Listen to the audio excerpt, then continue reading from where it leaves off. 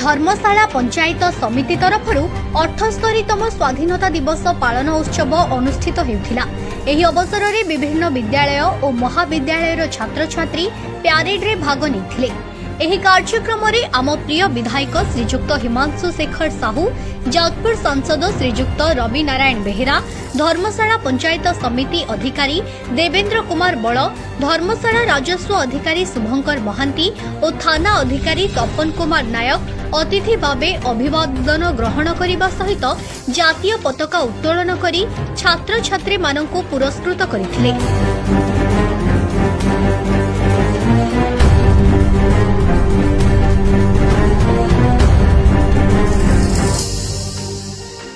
निश्चय आज 78तम स्वाधीनता दिवस। आज यही दिवस रे आम समस्ते भारत वर्ष को स्वाधीन कर स्वाधीनता संग्रामी मन पकई आज धर्मशाला गोटे निरा भाव में गोटे भाईचारा सृष्टि कर जो भाईचारा आम समस्ते धर्मशाला प्रमाणित कर स्कूल टू नहीं कॉलेज कॉलेज टू नहीं गार्डियन टू नहीं आपण मैंने मीडिया बंधु आम समस्ते एक एवं आम समस्ते माटी माँ लड़िया माटी माँ स्वाधीन लड़िया धर्मशाला ओडिशा भारत पर लड़िया। ये गोटे धर्मशाला माटी संदेश गला आम समस्ते एक भारत माँ सबू संतान आम समस्ते एक जो मैंने आम लड़ी सम्मान को सब टेक रखिक आम सेमती आगू लड़ीजा यही माटी माँ। धन्यवाद।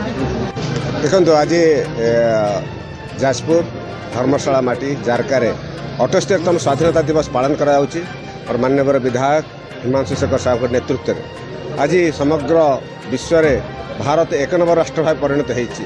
माननीय यशस्वी प्रधानमंत्री नेतृत्व में आज भारत अस्मिता भारत एकता तिरंगा यात्रा मध्य काश्मीर कन्याकुमारी है एवं आज ये 78तम स्वाधीनता दिवस रे समस्त कृति लोक मान सम्मानित कराला एवं स्कूल पिला मध्य गोटे वातावरण सृष्टि है जे आमे भारतीय एवं आमे भारत मातार संतान भारत को 2029 रे एक नूतन भारत करी गढ़ी तोलिबा यही आशा आकांक्षा।